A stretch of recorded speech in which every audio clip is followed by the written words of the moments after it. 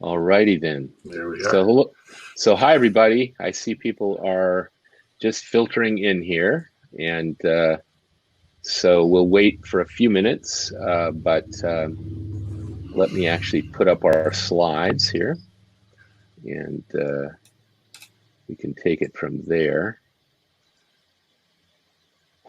It's always exciting, because people don't show up until exactly right on the dot.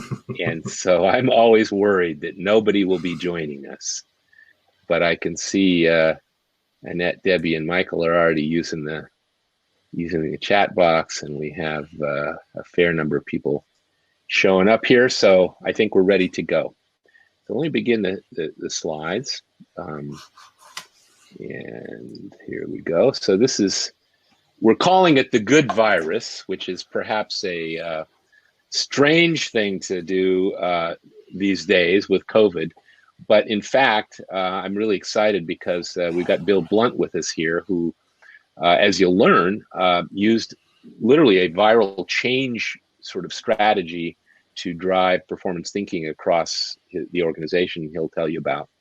And so we're pretty excited about that. And it seemed like it might catch people's attention to say it was about the good virus. Before we get into it, I want to mention the next webinar, free webinar in this series is going to be on April 14th, and it's going to be about performance measurement. And that's a topic that people find interesting. I think we have some useful solutions to it. We will be, you can go to our website as of this afternoon or tomorrow and registered for it. If you've in the past registered for our webinars and click the thing which says register me for all future webinars, then you're already probably on the list. I also want to highlight this. Some of you may have read this white paper before, but if not, I'm going to make it available for you to download now. It's a white paper we've had for quite a long time, but it's really about the challenges in large organizations of having a consistent approach to performance improvement or performance management, and the sort of obstacles that there are, including, you can see the picture in that white paper of the Tower of Babel, where everybody talks about performance with different language. And I think you'll find it's quite relevant to some of the things that Bill will be saying today. So I'm just going to make that available. You can download it at your leisure and take a look at it. Continuing on this, we've got a few more webinars planned for this year, and there's probably going to be more of them. And these are just some of the topics. I'm hoping to join my colleague Peter Doms talking about strategic planning and some interesting ideas about how you design strategic plans so that they're easier to execute, in particular with performance thinking. We probably at some point over the next several months are going to talk about knowledge management for sales performance, which is an area that I spent almost 20 years focused on and is relevant here. It's essentially a tools and resources topic. And then probably get together again with Shane Isley, talk about accomplishment-based coaching as a supervision model and so forth. So there's more coming, let's put it that way. And I want to introduce ourselves for those of you who don't know me. I'm Carl Binder. I'm CEO of the Performance Thinking Network, and I have a long and bizarre history starting out as a behavior science student of B.F. Skinner at Harvard in the 70s, and doing research for about a decade in instructional design and measurement, and then getting in the early 80s into the organizational performance improvement world, highly influenced by Tom Gilbert and a bunch of others. And for those of you who don't know about performance thinking, you'll see that he was a big influence on me. And I'm really excited that we've got Bill Blunt here, an old friend and colleague. Bill was the first person that we ever certified to deliver our practitioner program well over a decade ago. And Bill can tell you a little bit about himself, but he has quite an amazing history. He spent a career in the Navy in nuclear submarines. And so he knows a lot about error reduction. And then after he left the Navy, he worked in commercial nuclear industry, where very much of what he learned was applied, and he really participated in and was a contributor to a lot of the early work there in sort of revolutionizing safety and error reduction in nuclear plants.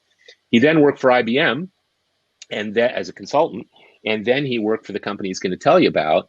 But I think, and I'm always joking with him about this, but I think the coolest thing about Bill is that before he went in the Navy, when he was a very young fellow and he's a bass player, he opened for the Carlos Santana, I think it was blues band, which is before Carlos had his whole band together in San Francisco. And I think that's one of the coolest things around. But Bill, tell us a little bit about your history, just to introduce yourself. I was number 86 in the draft lottery, so I was going into the Army to go to Vietnam unless I joined another branch of the service. So I joined the Navy, they tested me, they put me into the nuclear power program, and I spent 20 years there, mostly on nuclear submarines. My specialty was nuclear chemistry and radiation protection, but I was also supervisor for operations as I got more senior.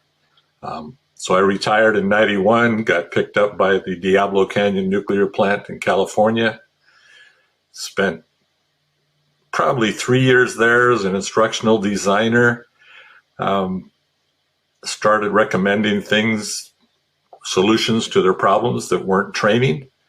And they kind of created a position for me, and I ended up as their human performance coordinator for the last 5 years I was there. And that's where we did a lot of error reduction and root cause types of innovations. I was pulled into IBM as they were shifting towards becoming a consulting company in 1998 timeframe, where I was brought into the enterprise resource planning section and given the task of coming up with their global strategy for front-end analysis. That was one of my responsibilities. And I also ran a string of consultants on the West Coast who provided learning solutions for all the major software implementations. My base industry was automotive, but because of my previous experience with deadly nuclear dangerous stuff, anytime a government contract came up, like Los Alamos National Labs or the Pandex facility that does maintenance on nuclear weapons, that kind of stuff, I seem to always get those gigs because I spoke their language.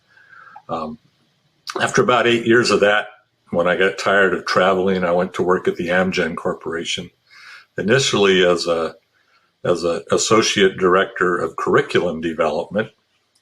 And again, same repeat of what I did at Diablo Canyon. 2 years later, I was a director running the human performance programs globally for the Amgen Corporation. Human performance there consisted of performance thinking programs, as well as error management programs for the manufacturing folks. I did that for 10 years and retired in 2014, I think it was, and turned it all over to Gina Rester-Zodro, who some of you may know, and I hope she's on one of these upcoming webinars so that you can all meet her. Fantastic. Well, thanks, Bill. So you can see this man has deep and wide experience. And so for me, having this conversation is pretty cool. So we've got a poll here that we're going to put up. And we just kind of like to know a little bit more about who's present. So I think I can start this poll. And if you would, and I think this time I have it together so you'll actually be able to see the results of it when we're finished. But if you could indicate on your screen, if you could click which of these sort of categories fits you best. I'm hoping you can see this on your screen.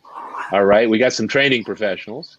We got some people who are managers of training, which are probably training professionals too. Some senior leaders, which is really cool. Performance consultants. No HR OD people yet.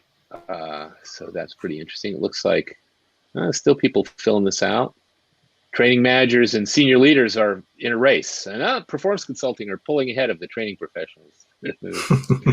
So this is a pretty good mix. And I think you're all people, sort of anybody, it seems to me, in an organization that's interested in driving performance will be interested to hear what we have to say, and in particular what Bill has to say.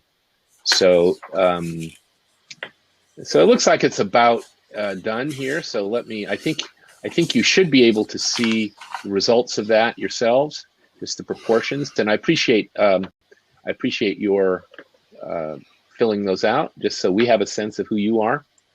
Our agenda is pretty simple today. I know for some of you who've come to a bunch of these sessions, it's probably getting boring to have Binder talk about performance thinking at the beginning every time, but we also have a lot of newbies who maybe don't know about this work. And so we are going to provide, hopefully, a shortened version of an overview of our performance thinking approach and where it came from, and highlighting some of the features that then Bill leveraged in his work at Amgen. And then he's going to talk a little bit with some slides about his history and how this evolved and how he drove performance thinking with a viral change strategy through the company. And then he and I are going to have a chance to have some dialogue, and I think that'll be pretty fun. And we'll try to leave some time for Q&A. I should mention that we typically schedule these things and try to keep them to an hour.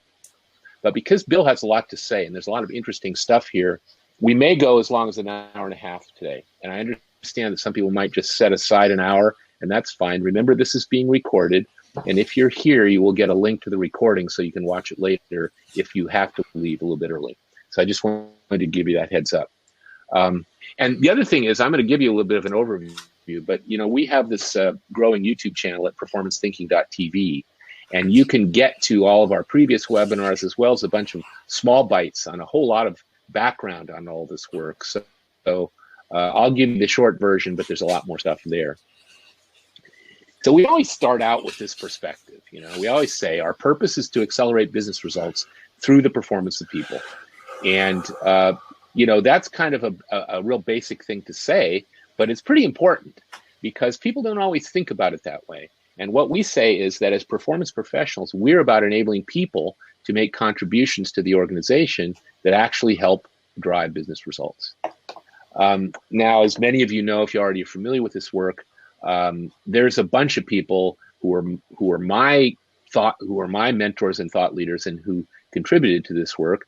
Dr. Skinner was my professor at Harvard, and he really certainly taught me that if we take a scientific approach to our own behavior, a systematic scientific approach, we can make a big difference. We can really affect management, leadership, and counseling and education and instruction and all the rest of it.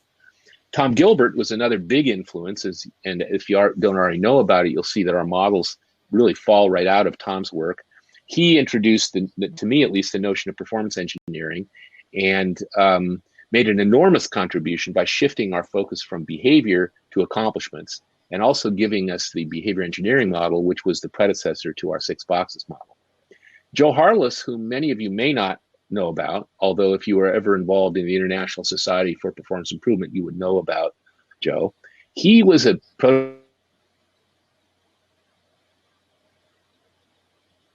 applicable, and I learned a lot from Joe about that.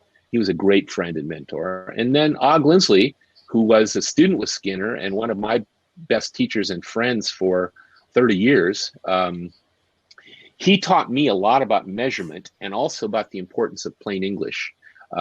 Ogden was he moved from behavior science into education in the 60s, and he realized he had to stop using jargon when he talked to people who were regular educators. And he taught me about that too, that you need to be sensitive to your audience in terms of the kind of language you choose. And as you may know or you'll learn, that's a big part of performance thinking, that we use plain English. He also turned me on to something else, which this may seem like just marketing hype, and many of you have seen this before because you've seen some version of this presentation. But Ogden was an early adopter of the Apple II computer in the late 70s. And he turned me on to Steve Jobs and Apple early on. And the notion that Steve Jobs and Steve Wozniak, and then as it continued when they developed the Mac at Apple and so forth, was able to take complicated technology, complicated sort of jargon and, sort of hobbyist electronics, and make a box that an ordinary person could use. And he also was big on simplicity. Jobs used to say that one of his most important functions as CEO of Apple is to say no to things, to keep things simple. And so as you'll see, that's a big motivating factor in how we evolved performance thinking, because we wanted to develop models and framework, not that were simplistic, but that were simple compared to traditional sort of complicated performance improvement methodologies. So when we talk about this thing that we call performance thinking, we basically you know, that phrase, that trademark now came from our colleagues, our clients, um, because we were delivering this methodology to people for years, and then our clients would say things like, "Well, you're giving us some tools and a methodology, but actually, you're teaching us another way to think." And so it involves analyzing and communicating about human performance in ways that are actionable and evidence-based. But there's lots of methodologies that do that. What's different about ours is we use these two simple visual models, and we use plain English language that was user tested before we really adopted it to be sure it communicates the way it should. And what that allows us to do is to use and share the language and the way of thinking across any level and any function, from high school educated frontline workers in small manufacturing environments to people with multiple degrees or executive roles in big companies. It also allows us to build communities of shared practice more quickly.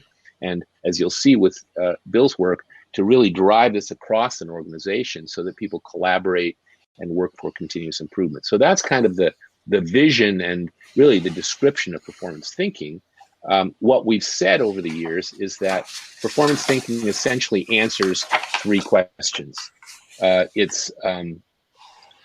of them is, what is human performance? And by that I mean, if you're going to look at performance as a performance improvement professional, as a training professional, as a process improvement person, as a leader or manager, what are the elements of performance? What are what we would call the units of analysis? How do we define performance crisply, clearly, consistently, so that we can do something to improve or develop it? And then once you got an answer to that, we ask the question, what influences performance? And of course, in most environments, it depends what you've read recently, or, these days it's mindset. It used to be something else, but can we have a framework that summarizes all the things that influence performance? And then finally, how do we manage and improve it? And so we think we have crisp, clear, simple answers to each of these questions. The first one is, what is human performance? And if you're in a room with people and you ask them that question, they'll give you a whole bunch of answers like, well, it's behavior, or it's people doing things to produce results, or it's accomplishments, or it's all of the above, And those things are all true. But if we're going to move forward consistently in a shared collective way, we need to have a crisp, agreed upon definition. And so we learned from Tom Gilbert and his book and his many years of sort of evangelism, if you will, to shift in our understanding of performance from behavior to accomplishments. He said famously in his book, Human Competence, he said, in the great cult of behavior, Tom was a bit of an iconoclast, so he was a little bit of poke in the eye kind of guy. So in the great cult of behavior, meaning leaders, managers, performance professionals, trainers, you name it, behavior itself is viewed as an end rather than as a means to an end. So we're trying to get people to behave differently. But what he said is, we must enable people to produce accomplishments, the valuable products of behavior, because that's what the organization needs. And so he, as many of you know and have participated in, represented an enormous paradigm shift from a focus on activity and behavior to the valuable products of that behavior. And so we have taken that to heart. And our first simple model is what we call the performance chain. And it's very simple. It says that we need to talk about business results for the whole organization. What's at stake in any given project or any given individual team or process performance for the whole company, the whole organization. So we're looking at stuff like sales and revenues and profits and market share and employee engagement and so forth. And once we understand what that's about, we then say, well, what do people have to produce, either individuals or teams or through processes? What are the things that people have to produce that actually contribute to those business results? And so you'll see under there a list, and those of you who've been through our programs know that those are types of outputs that help us think about all the different kinds of outputs. Some of them are very concrete deliverables like documents or widgets. Some of them are less concrete, like decisions or relationships. Some of them are things like milestones, which occur in processes in sequence, and so forth. So there's a whole lot of different kinds of work outputs, but what characterizes them is that there are things that we can describe them with nouns and that they contribute, if they're valuable, to business results. Once we know what those work outputs or accomplishments are, Now we can talk about behavior, because now we're focused on the valuable accomplishments, and we can figure out either through task analysis, through observation, through interviewing exemplary behaviors or performers, what behavior specifically is needed to produce those outputs. And so we avoid the mess of abstract competencies. We avoid general ideas about, well, if you behave this way, it will be better. We say, what do you need to do to produce these accomplishments or these work outputs most efficiently, most effectively? And then finally, once we have behavior, those are the three elements of performance: behavior that produces work outputs that contribute to business results. Then we look at behavior influences, which really answers the second question we talked about. We anchor, that little anchor that just showed up, we anchor our analysis to work outputs, because that's the core of the thing. That's what we care about. That's the valuable contributions people make in the organization. But once we have that little model, then we say, what influences performance? And of course, people can create long lists of that, depending on what books or programs they've been to or what the sort of intervention of the year is. But Tom Gilbert gave us a model that he called the behavior engineering model, and that's what's in the green boxes there. And actually, that was evolved from what was above the boxes that Skinner gave us. Skinner said, in sort of very geeky scientific language, discriminative stimuli, sometimes called A for antecedents, set the occasion for responses or behavior that hopefully are followed by reinforcing stimuli or consequences. Now, Gilbert recognized that in the world of work, there's the environment that provides information, that enables response by giving us instruments, and that motivates people by providing incentives. But he also recognized that individuals are different, and that individuals have knowledge, and we have to take that into account, and we have to give people the right knowledge to do whatever it is they need to do.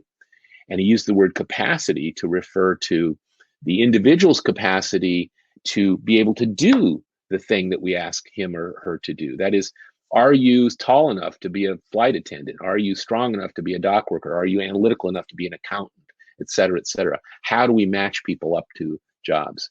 And then finally, motives for Gilbert was really the way to think about whether incentives would work. It was, well, okay, we can arrange these incentives, but if the people don't care about it, it's not going to work. So motives initially was about really what people care about as consequences.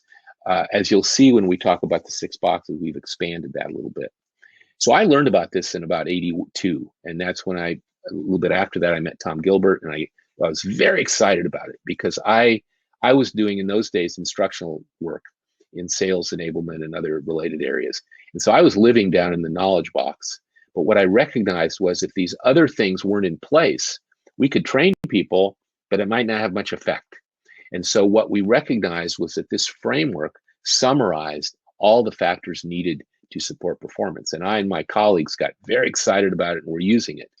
However, we were kind of, I would say fondly, performance nerds. And when we showed this to our customers, when we tried to get our clients engaged, when we tried to partner with our stakeholders, we got looks like that guy on that little cartoon guy, which is like, what do you mean by data again? What is that? Is that spreadsheets, or what is that? Or instruments? What does that mean?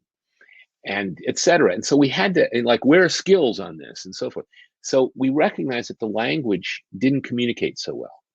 And with sort of Steve Jobs in the back of my head, I said, maybe we need to tweak this language. And there were other people that did that too. There's a whole history of changing Tom Gilbert's language.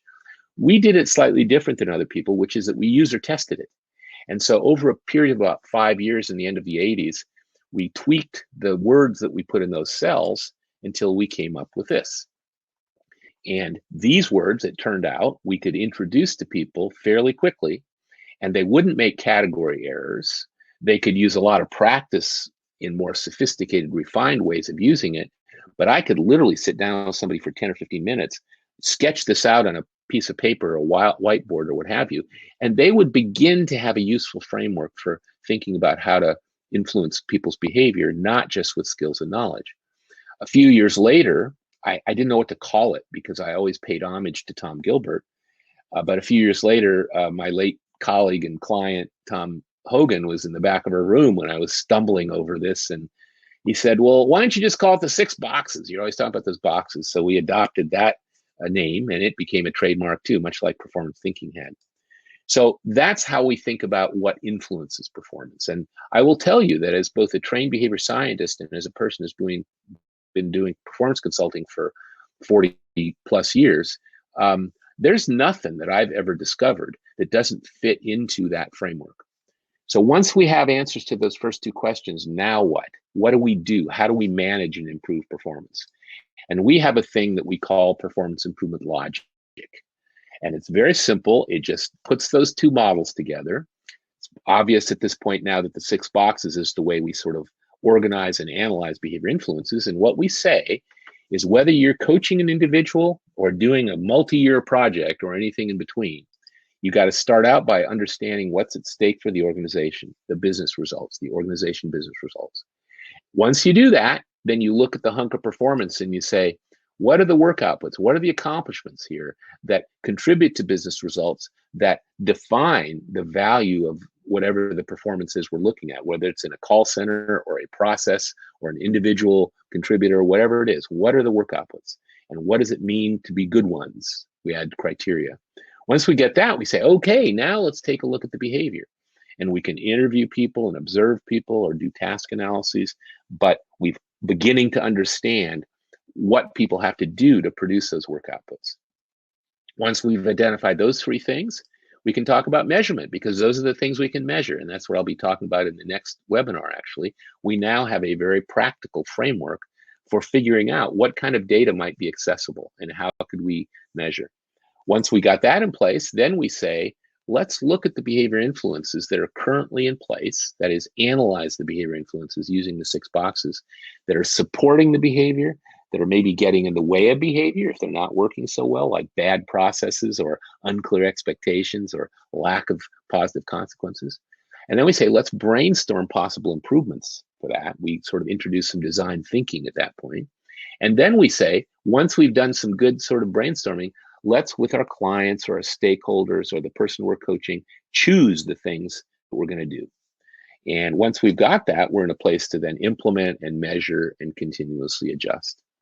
Now, this is a simple logic that people can understand pretty quickly, and they can begin to work with. And we teach people how to apply it.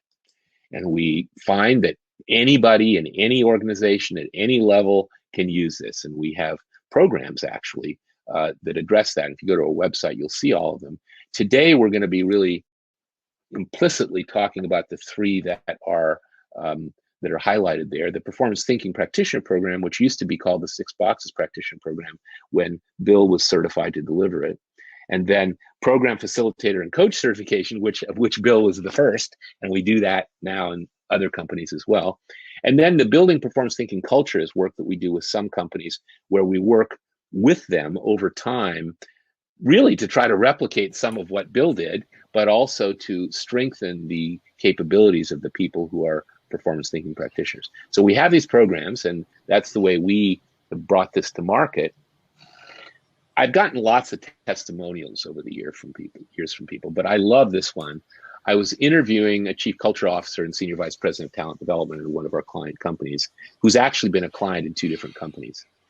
And when I asked her toward the end of the interview, I said, what, like, if you're talking to your fellow C-level executives or other executives, like, what would you say about performance thinking? So she says, without any further prompting, she says, for me, it's a business imperative. If you want to align performance and you want an organization to perform effectively, then I don't think you can be successful without a model that's simple, easy to follow, and practical. I don't think you can be as successful as you could be if you don't have performance thinking in your toolkit. And then she added quickly thereafter, and Carl didn't pay me to say this. This was her spontaneous comment. We've heard this kind of message from a fair number of senior leaders in organizations where performance thinking gets to a sufficient critical mass to be acknowledged by them. And as you'll see in the case of Bill's history, this sort of the equivalent of this happened in his company too. So just by way of setting the stage for Bill's part of the presentation, there's some components of what we have that I think make viral change and make this work easier. One of them is the models are simple and the plain English language is simple. And if you gain results, you can feed that virus, if you will, with results. You can evangelize internally in your organization, say, look what this produced. And you can explicitly, as Bill did, and I'd never thought about this before, but apply a viral diffusion or viral change approach. And you can go inside out. You can start, as Bill did, with a few people and expand. But you can also get to senior leaders at some point so that they can drive it down. So you can do both of those things. So let me turn this over to Bill, and I'm going to turn off my own visual here and just let him take over and tell us a little bit about his story here. Well, this is a snapshot of the Amgen Corporation in 2007. If you remember, 2007, it was a year of a big economic crisis. And like everybody else, we went through it. We had to downsize from 20,000 people down to 17,000 people, which was significant. We had to stop construction or halt construction where we'd actually broken ground on a brand new manufacturing facility in Cork, Ireland. So we went through a lot of changes ourselves. As I said before, I was a associate director for curriculum design in about a 20-person corporate training organization. And the boss we had at the time prided herself on training. And the signs that were posted throughout our building talked about how many students we had taught and how many courses we had created and all of those things. And those things just, raised my hackles, but I couldn't say anything. She was the boss. And then 2007 happened, and we got a new boss. The old boss was one of those one of those people that didn't survive that one. So luckily, she knew about human performance. We lost probably 8 of our 20 people as part of that reduction in force. And we realized that the specialization that we had prior to that of having curriculum designers and client-facing training managers probably wouldn't work anymore. We were going to have generalists who could do a little bit of both. And at the same time, she watched me go through a performance consulting activity with a client. And she'd never seen it before. In fact, her phrase was at the end of it, as we were leaving, she says, they talked about this performance stuff in graduate school, but I didn't know anybody really did it. How do we get everybody to do that?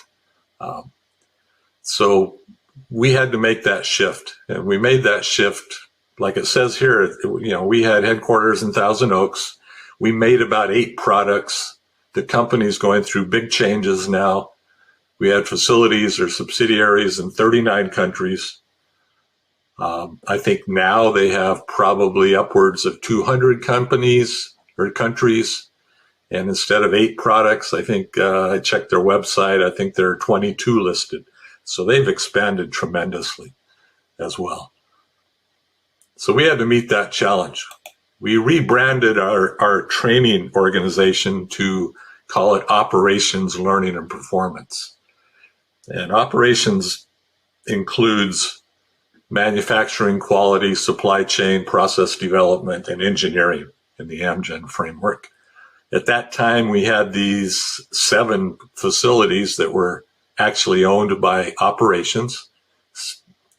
I think we've lost one of those off the list since then. We sold it and we've gained a couple. So it's a little bit bigger now than it used to be. There's a new one in Singapore, and we don't have operations in Colorado anymore. We have about 7 manufacturing facilities in Puerto Rico. And that's where the majority of the operations staff actually are located. So we had to get a global view of this as well.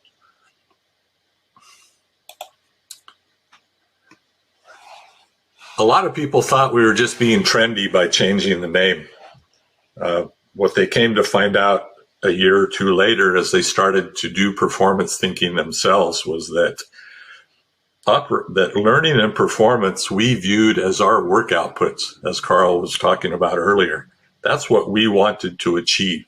And there are many other and oftentimes better ways to learn than through training. There's coaching. You can embed learning in the design of the work. You can embed learning in the procedures that they're following. There's all kinds of good ways to learn that oftentimes are more effective than that single event of training. Providing feedback. Learning organizations, they do pre-job briefings. You learn from them. They do after-action reviews. You learn from them.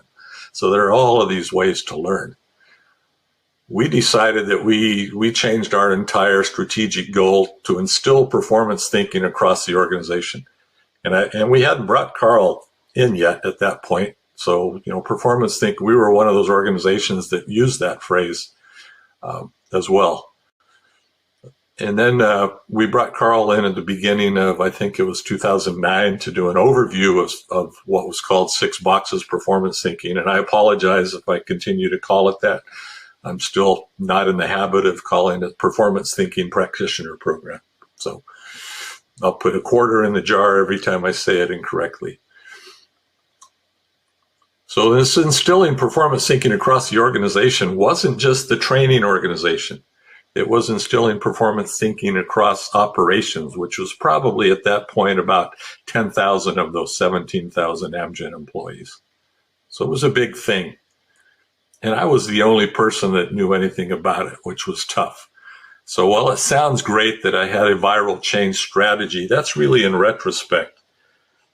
We talk about going back to the time and looking at all the factors that were on me at the time. I didn't have a choice. I was a sole practitioner, a sole performance thinker, and I had to kind of infect people. So while I didn't have a strategy initially, it ended up being something that later on we saw was in line with what was called viral change. Myself, I used to use Gary Rumler's performance consulting approach. In 2007, as I discussed, we began the shift from training to performance. One of my staff wanted to go to a Gary Rumler workshop in San Diego, and when I looked at the flyer, I saw that Carl was doing one. I hadn't seen Carl in about 12 or 13 years since my nuclear days, when I used to speak at a lot of ISPI conferences. And I said, well, as long as you're down there, go to this one that see what Carl's doing these days. And he presented the introduction to performance thinking. And then my guy Kevin came back all fired up about that one. And, I think Rumler confused him, because if you were ever around Rumler, once he got done with a whiteboard, you couldn't tell, it was like an electrical diagram. It was very confusing, but you had to understand that and see it be built to really understand it. So we brought Carl in. He presented Introduction to Performance Thinking to our leadership team, because we do have training organizations at each one of those geographical sites as well.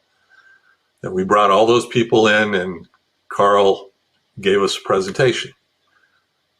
We began training 6 Boxes practitioners in 2010. I became certified, and I continued to teach that. I retired in 2014, turned the role over to Gina. Gina hired me back as a consultant 6 months later, and I spent the next 4.5 years coaching 6 Boxes practitioners as the program grew, even outside of operations. The company now has more than 200 certified performance thinking practitioners around the globe, not just in operations, but also in sales and research and development as well. What I came to find out, that I'd been following a viral change approach. And this I found in a book called Viral Change by a psychiatrist named, I think, Leandro Herrera. And Dr. Herrera diagrammed this and kind of looks like this. And as you can see the importance that Carl brought up about language. Language was a big thing. And it's viral because I could only affect 1 or 2 people at a time. I was by myself until I got a cadre of practitioners certified, and they started producing results themselves. So I'm not only doing performance practitioner projects, I'm also evangelizing this approach to plant managers, vice presidents. I'm managing change upward, which is very difficult. And those of you who are performance consultants know what I'm talking about. Most of the change management models we have are all about how you cascade change, that the executives come up with a mission and vision, and too often they just put it in a box and it's a communication plan that cascades down.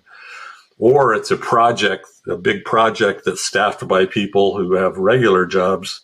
They get assigned to a project, they execute the project, they have a go live date, they go live, they celebrate their go live, the project disbands, and the poor clients are left to manage the change. And it's often ineffective.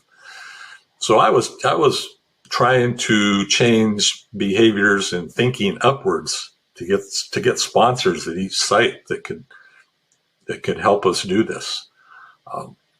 So really leading off with the language was the big thing, and doing some projects myself and providing results for people that had meaningful consequences for them and their business, help them save money, reduced rework, reduced errors, all of those types of things. We started to see some of these new behaviors. We started to see site or manufacturing plant by manufacturing plant, some changes in expectations, which were kind of the rules and the routines piece of this. Sooner or later, you get to a tipping point where the demands for me, the tipping point was where the demands for my services outstripped my capacity to deliver myself personally.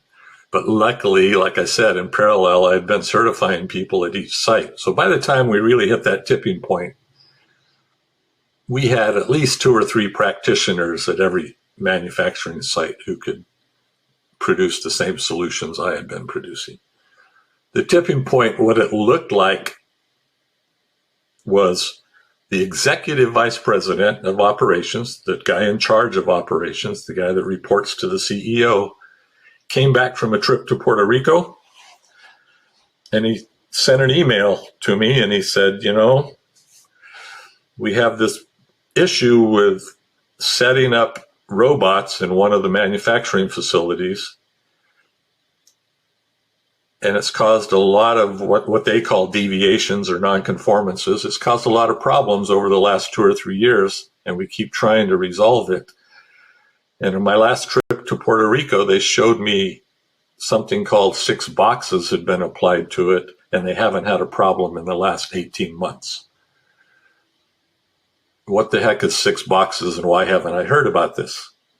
So now that's the big guy himself. So I had affected enough plant managers, enough frontline managers that they're actually letting people into their spaces to help them do work other than training. And they're seeing results. And at this particular one, the executive vice president saw those results. I explained it to him, and he sent an email out to all his vice presidents that reported to him explaining the situation and saying, contact Bill Blunt when you decide to implement 6 boxes in your plant.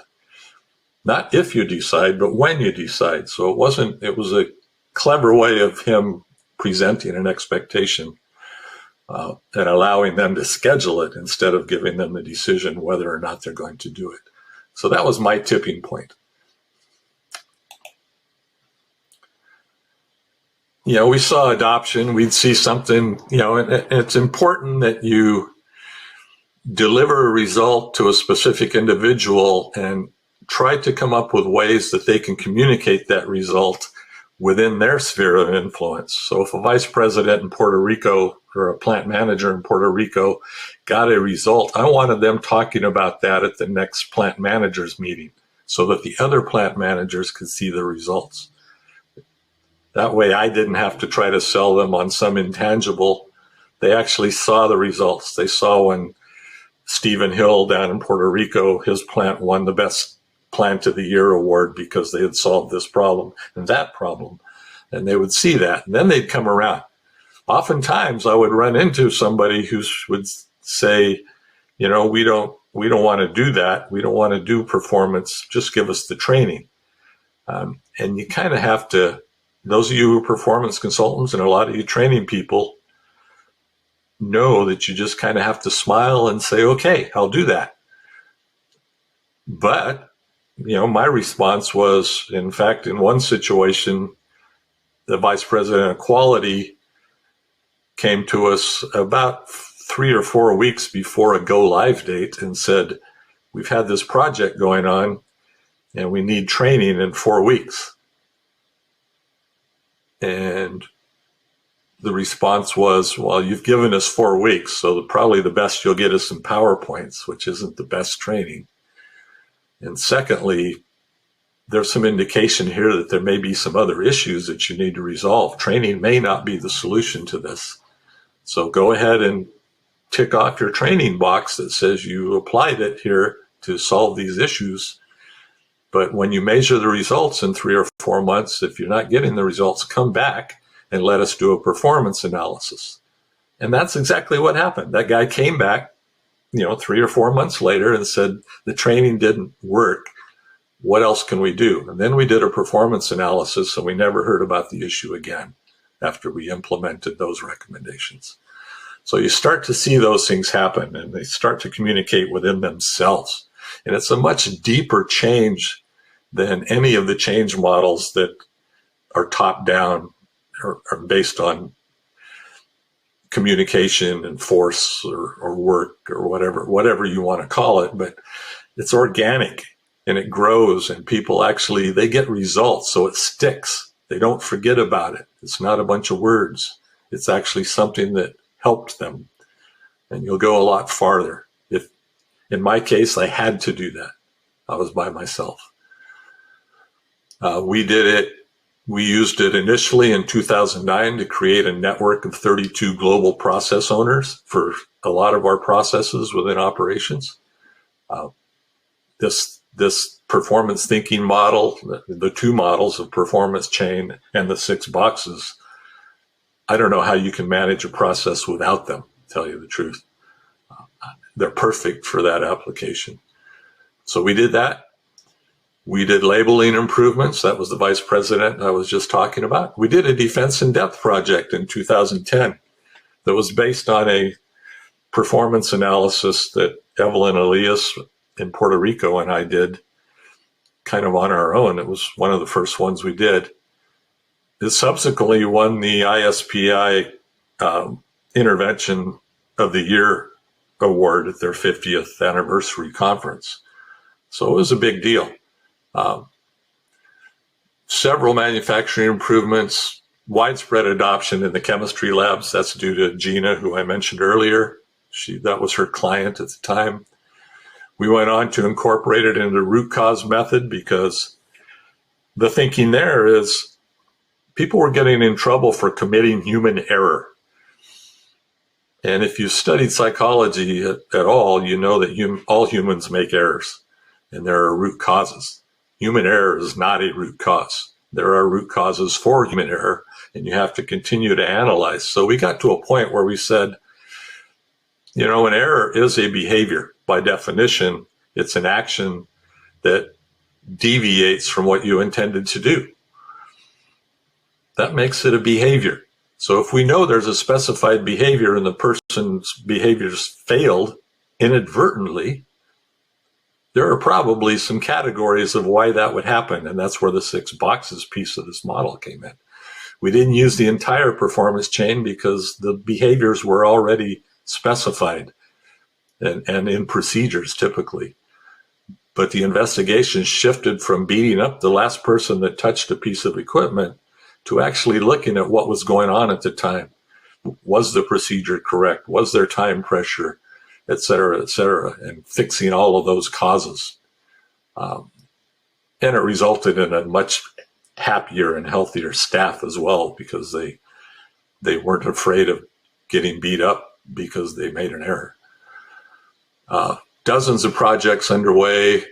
It became part of the Amgen operational excellence tool set right alongside Lean and Six Sigma. So if If you go to the operational excellence websites and departments and documentation in Amgen, you will see performance thinking positioned right up there because, like this says, Six Sigma and Lean typically are a set of tools. So they fit in box 2 of Tom Gilbert's behavior engineering model.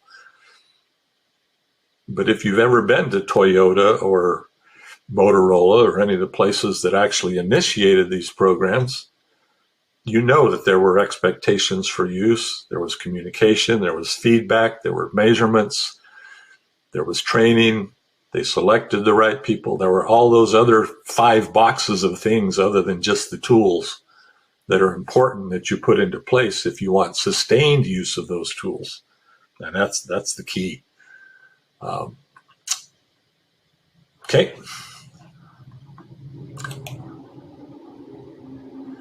Gina Rester, Zadro, has the best. This to me is what the goal really is. Use the 6 boxes tools until they don't feel like tools anymore. I'm there. I think 6 boxes constantly. Everything's 6 boxes. It doesn't turn off for me. When I watch a movie, I'm looking at the 6 boxes and how that person's behavior was influenced. My daughter, who's a 6 boxes practitioner at Amgen these days, we talk on the phone about a movie that we watched and we discuss it in performance thinking. I mean, that's total nerd. We're nerded out in the performance thinking approach. Now, the guy I was influenced mostly by, Carl showed you his slide of B.F. Skinner and Tom Gilbert and Joe Harless.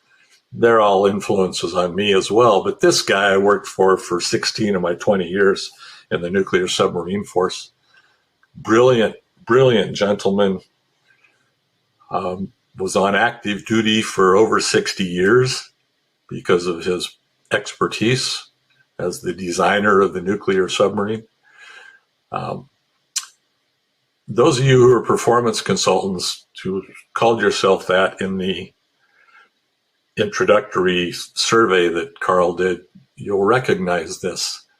Good ideas are not adopted automatically. They must be driven into practice with courageous patience. That phrase, courageous patience, is something that if you're a lone training person and you have a bunch of people who just like to do training, but you know that human performance is the direction you have to go, you have to develop in yourself this courageous patience to influence just your peers, first off. If you're a training organization that has decided to go into this, then you have to have this thing called courageous patience to be able to tactfully present this to your client executives so that they'll buy into it as well. And then, it looks, what does courageous patience looks like? It looks like telling that vice president, that might not be the right solution. Feel free to come back to us when you measure and you don't get the results that you had, because I don't think you're going to. It's that kind of a thing. It's not beating them over the head. In fact, it's not even correcting their language. I had a vice president who started off saying, we don't use the 6 block tools because they're not an accepted Amgen tool. Because somebody had said we should apply 6 boxes to a problem you're having. And he says, we don't use that. It's not an accepted Amgen tool. I had to tell him with courageous patience that the project that we did, that he was a sponsor for a year earlier and was very successful, and he even got awarded for, was based on a performance analysis done with a performance thinking tool set. Then he started talking about the 6 blocks. I didn't correct his language. That's the patience part. I just talked about it with the correct language, and sooner or later he picked it up. And then he became our executive. So I really needed him to be a champion. So I did things, I call it putting him on his own performance chain. What are the work outputs that I needed from him as a sponsor, as my vice president at this point? Well, the credibility of human performance, first off, because when you're working with scientists and engineers, one of the stumbling blocks you're going to have to get over is convincing them that behavioral science is a research-based field of knowledge, and it is a science. So all this is science-based. It's not something that I just read a book about. It's not something that I just heard about at a conference. This is a real thing. I went so far on that performance chain as even arranging lunches.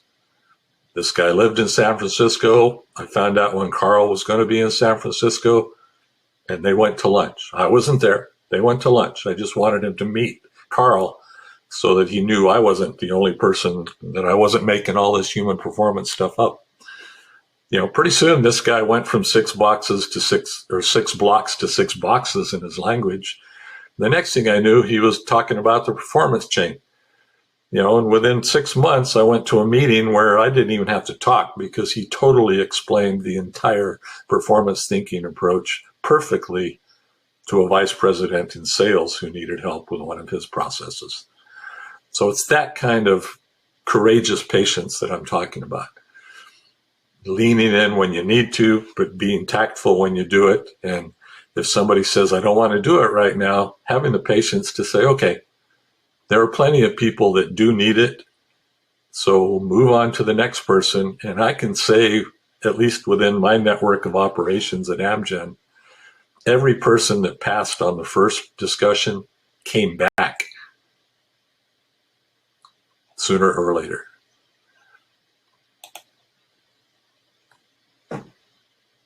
That's it. That's what I got, I think.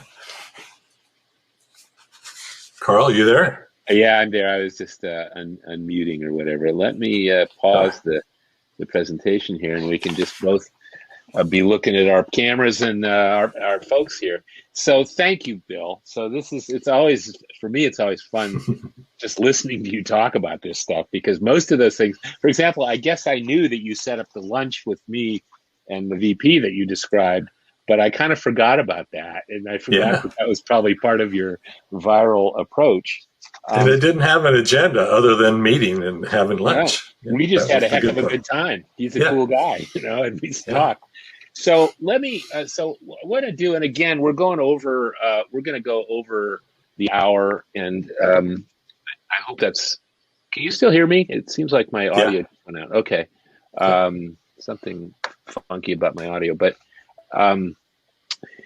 we're going to go over it because I want to sort of prompt Bill on a few topics here and have a little bit of a dialogue. And so we'll keep going. And if you have to drop off, feel free. We won't be offended, but you'll get the link to the recording in about 36 hours.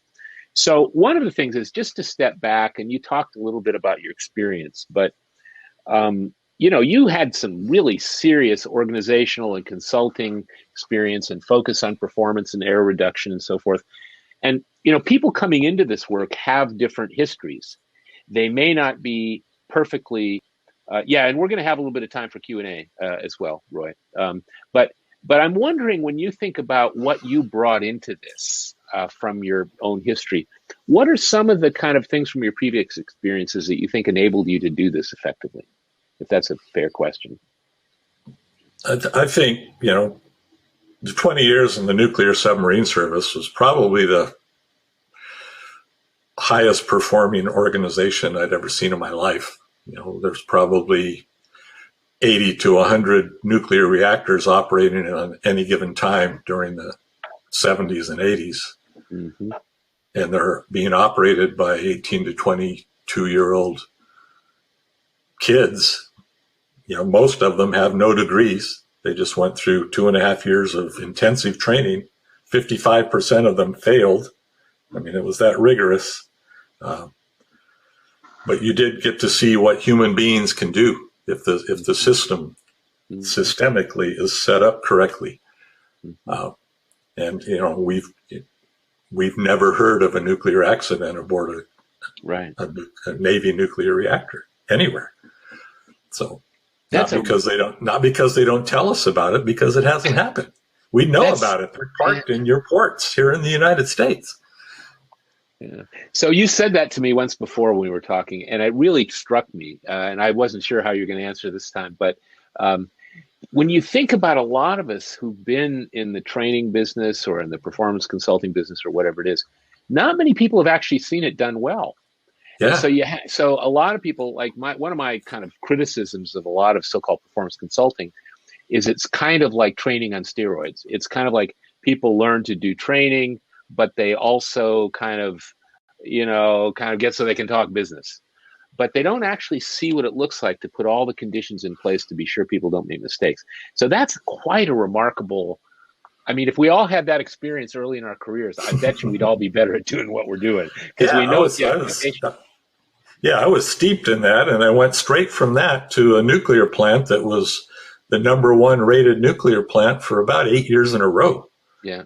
They had the highest capacity factor, which meant time online producing power that anybody'd had, and they kept breaking world records, I think 4 times while I was there, world records for the shortest refueling periods. So there wasn't a whole lot of improvement there, but I got to observe what high performance looked like.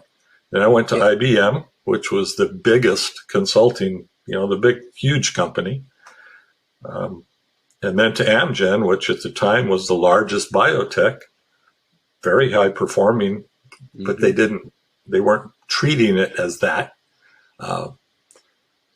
I came to find out, about the time I was starting Amgen, this whole field of knowledge called high reliability organizations was starting to emerge. And the foundational book, which was called Managing the Unexpected, my nuclear plant during the time I was there was one of the 5 case studies that they studied throughout the book.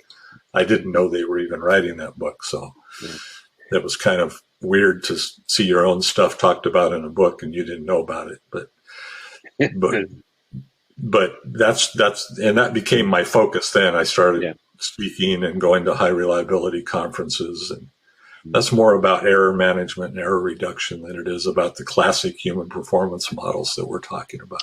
But it's the same deal still. It's about getting sort of as close as you can to flawless performance and arranging conditions to do that, which is really interesting. So just moving along. So that's really, I think that's a big deal. It's kind of like you had the ultimate, extended internship for what it looks like, and then while doing it. It always fascinated me that your field of human performance would say that 75% of things that go wrong are from the environment, you typically. And at the same time, I'm working with Dr. James Reason, who wrote the book Human Error, and he's the head of psychology at the University of Manchester, and he says 80% of root causes are systemic. I started to say, well, these two people are all saying the same thing. This stuff would work together. So my own personal model and that of Tony Mashera, who does the error management stuff, but also is pretty heavy into performance consulting.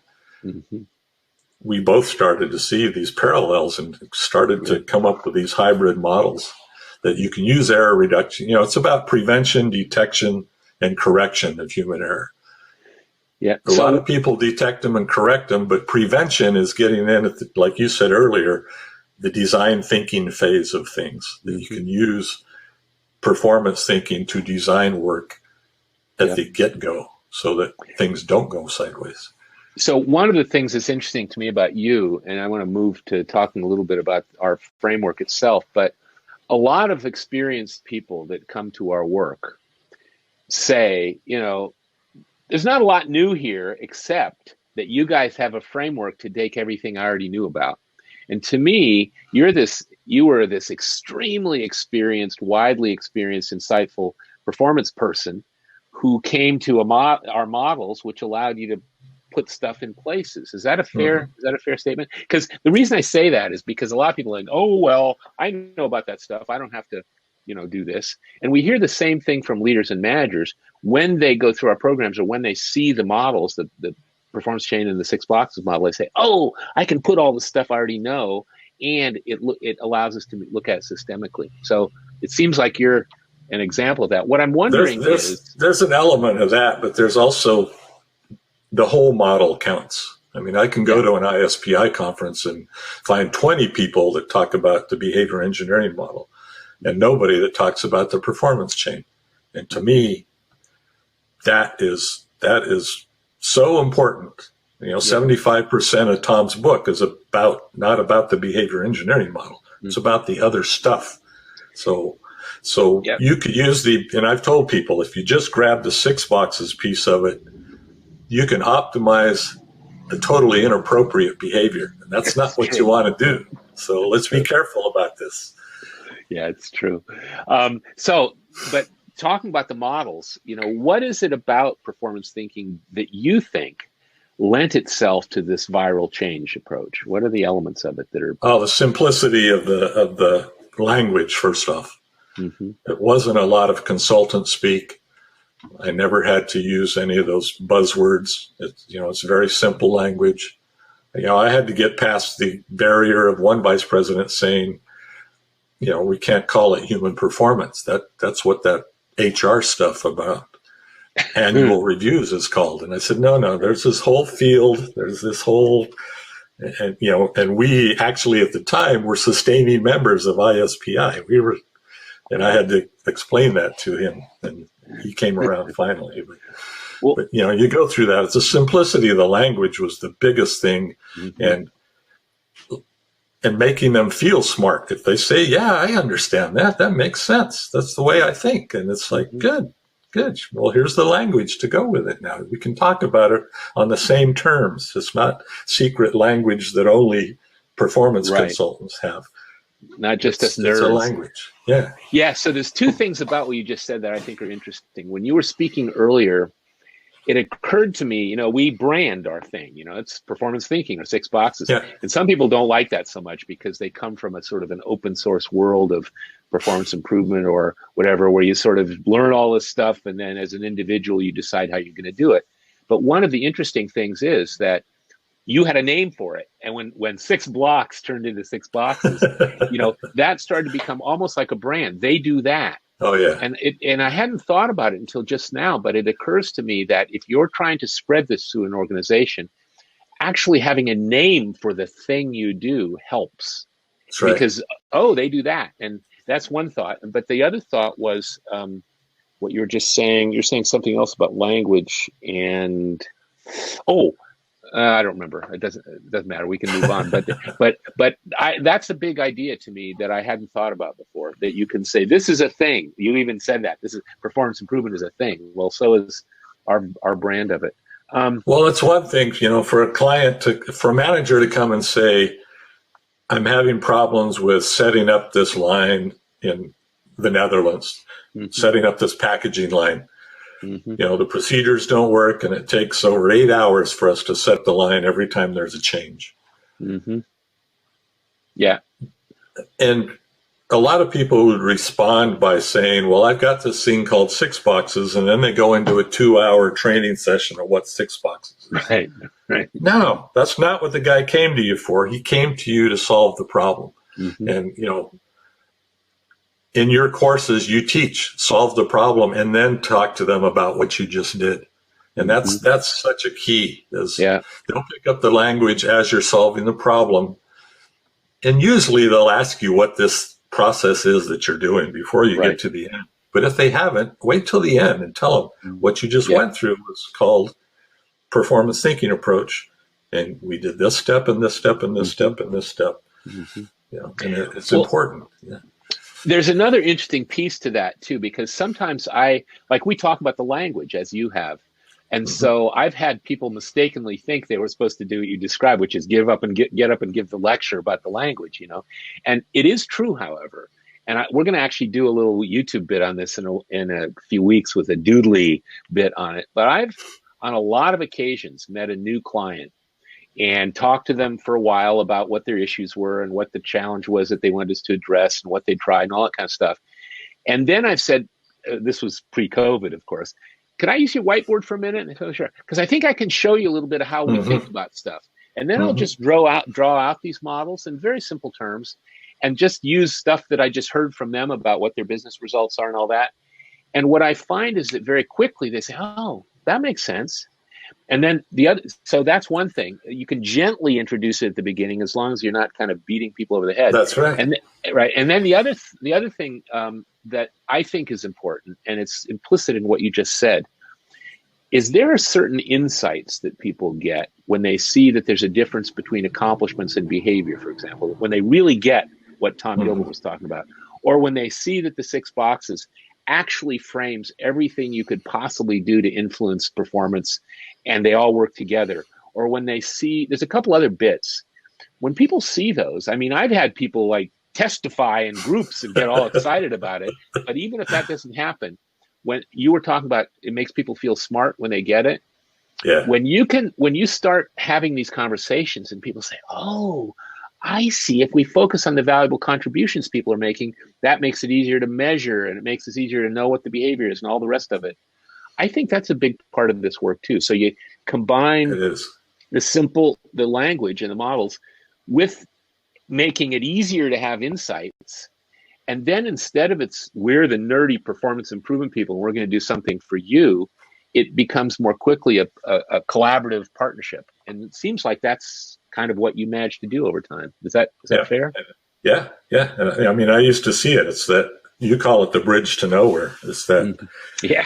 Especially when I was with IBM and we were doing a lot of ERP work before Y2K. You know, everybody was spending millions of dollars putting in entire SAP systems because they were afraid of Y2K.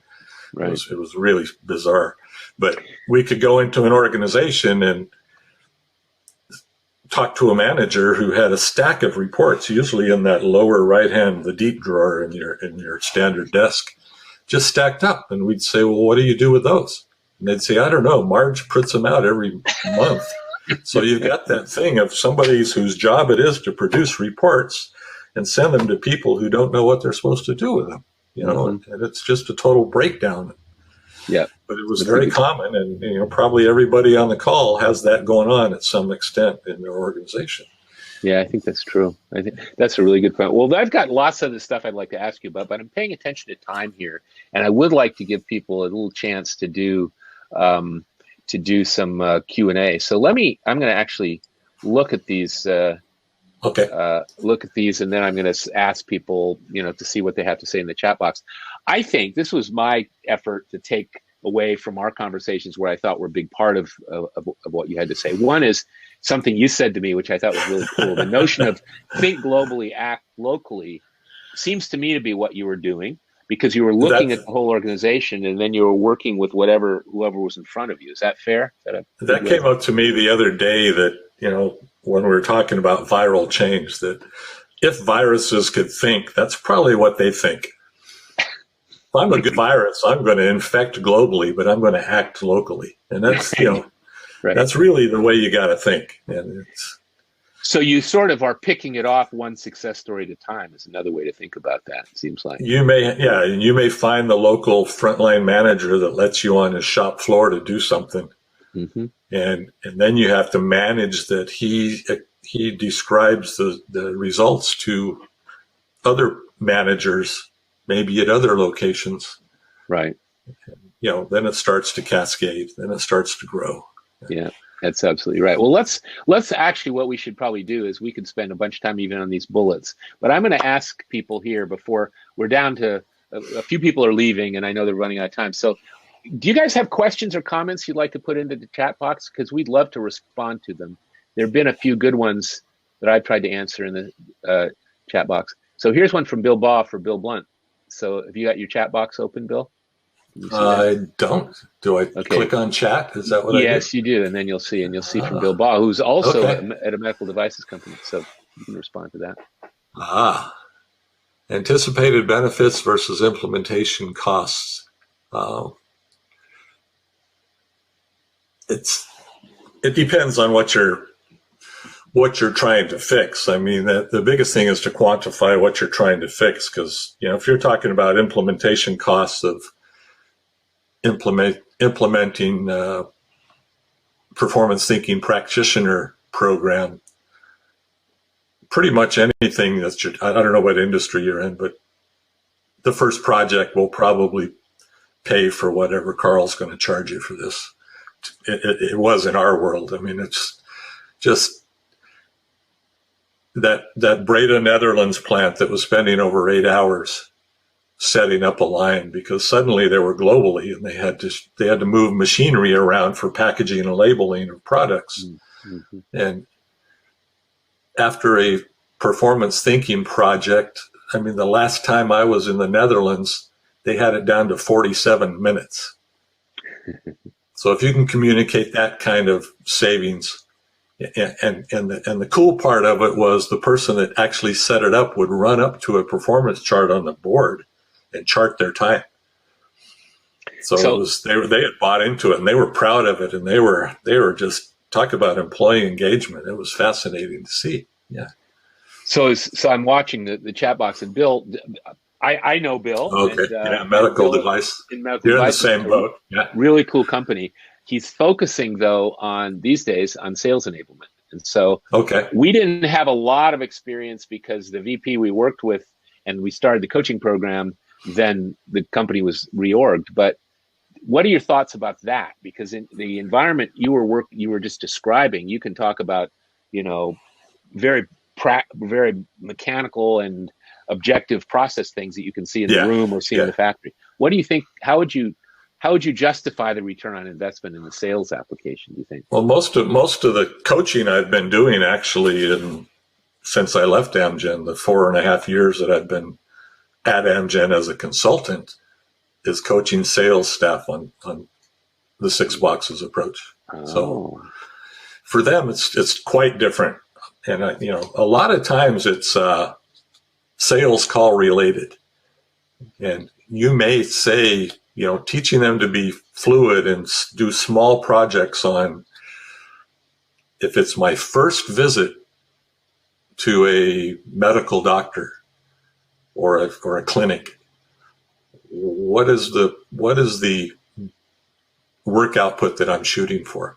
And let's work backwards from there. Because that's different from I'm going to try to make a sale. You don't do that on the first visit. So, maybe the work output is they take my literature. Mm-hmm. Maybe, they look at me when I talk to them. Who knows? But sometimes it's that discrete. If you've ever been in sales, you know that. And you have to look at each sales. You start to look at each face-to-face meeting and thinking about what's the work output I want from this? Mm-hmm. What behaviors do I need from myself and from the client to get those? Mm-hmm. What are the behavior influences I can put in place to achieve those? And it's not a big thing. It's something, literally, we talk about doing it on the back of a napkin, and you can do these, with a cup of coffee and a half an hour, you could knock one out. And the cool thing about what you're describing, Bill, because what we now do when we work with sales organizations, as we did with the organization in your previous company, is we actually interview people to know what those outputs are. We can get from exemplary performers what they need to accomplish at each step, at each milestone in their sales. So it's not even they have to think about too much what it is. They have to say, right now in this account or in my territory, what am I trying to accomplish? What's the output? And then ideally, if you have a sales manager or a coach, if you need it, they will help you problem solve that. So you can figure out the behavior and what you need to have in place to do it. And then if you have a successful one, you can even do some of this viral change stuff and put a work output out there saying, this guy I just had success with, how do I get him to evangelize with other people that do the same work in my sales territory, and frankly, do the same thing. It's an ongoing thing. So that example is one of the reasons we call our company the network, because in principle, if you have, whether it's in sales or some other function like you described, if people share this language and they share this thing that they're applying to whatever the performance is, then ideally people are starting to talk to each other and they're starting to say, wait a minute, I got a new opportunity in this client environment, and this is what I did differently than I'd ever done before, and it really worked. Let me share that with you, because we're all trying to get those new opportunities or whatever the output is that you're focused on. So that's and then I would also say, sales organizations should look strongly at your coaching programs as well. Yeah. Because, what I found in sales organizations, that I've dealt with is area managers that go on ride-alongs once a month and spend their entire ride-along time filling out some cumbersome set of checklists and never have a meaningful discussion or provide feedback to the salesperson. So, you have to be careful of that kind of stuff as well. Yeah. And I know people have spent millions on those packages, those coaching packages that don't result in any coaching. But I think your model of coaching fits sales much better than anything else I've seen. It does, and we propose it. Let me look. I'm also looking at George has a question about the process for getting certified.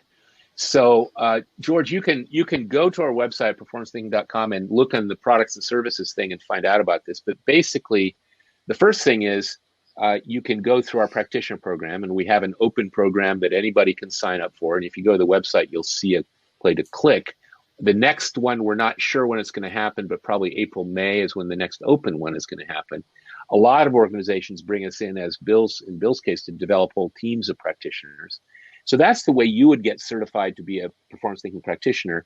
But we also, as Bill mentioned, if you're in an organization which has a bunch of people, let's say a whole training department or OD or process improvement, we can certify somebody in your company to deliver the program, which will save a fair amount of money. But you can learn about that, again, if you go to the website. So, and feel free to reach out to me after you take a look at that, because I'd be happy to talk with people about it. I don't want to make this a sales pitch, but we do have a way to do that. Let's put it that way. Any other questions from people or interesting thoughts from folks?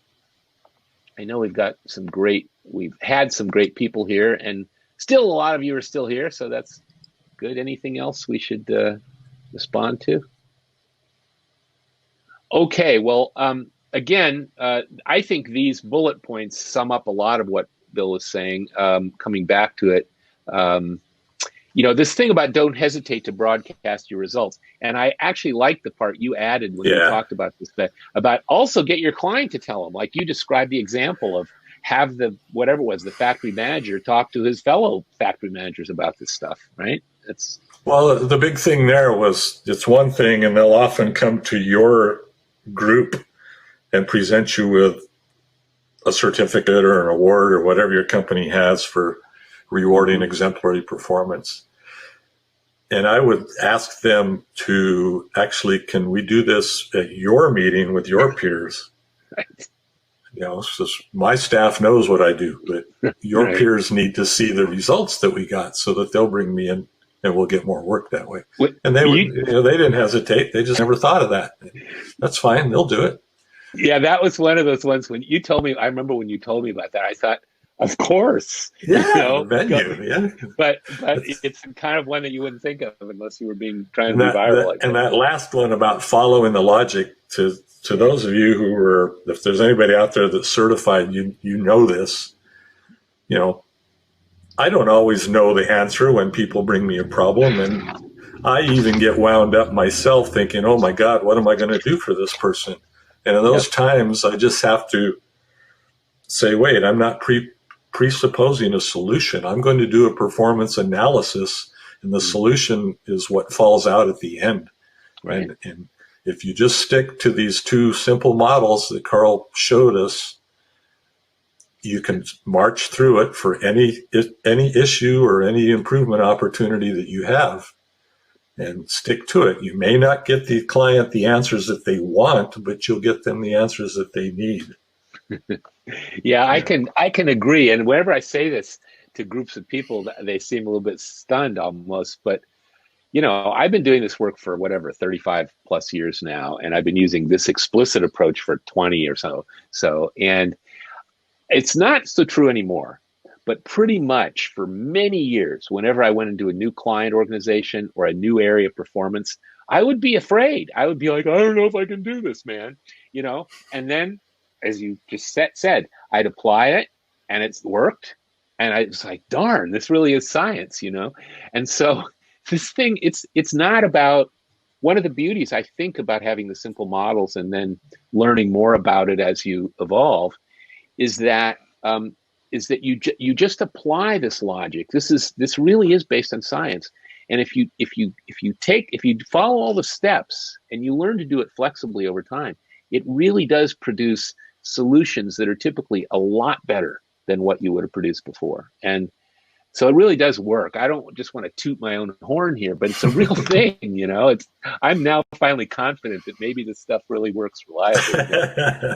But it's amazing. But anyway, we should probably wrap up here. But I want to highlight to people, COVID prevented us from doing our Summer Institute of 2020, which would have been our 11th annual one. If you go to our YouTube page, you will see that there are quite a few people, and we have a few on tape, saying that these are the most important and valuable professional development experiences in their careers. It's a really fun thing. Now, we don't know for sure if we're going to be able to do it. We're not going to do it in June because I think COVID is still an issue, but we have dates set for September. So please put those dates in your calendar to at least remind yourself that it's a possibility. I'm not asking you to commit. We don't even have registration open until we're pretty sure that their companies and stuff will let them travel and all that. But it's a really wonderful experience, and I would like to encourage you. And there's a few YouTube bits about it that you can check out. And then just, here's a bunch. We've got a lot of resources to learn more. We've got a blog and a bunch of stuff, articles and white papers at our website. We've got, you can register for the webinar on our homepage, the future ones. We've got a YouTube channel that's starting to grow.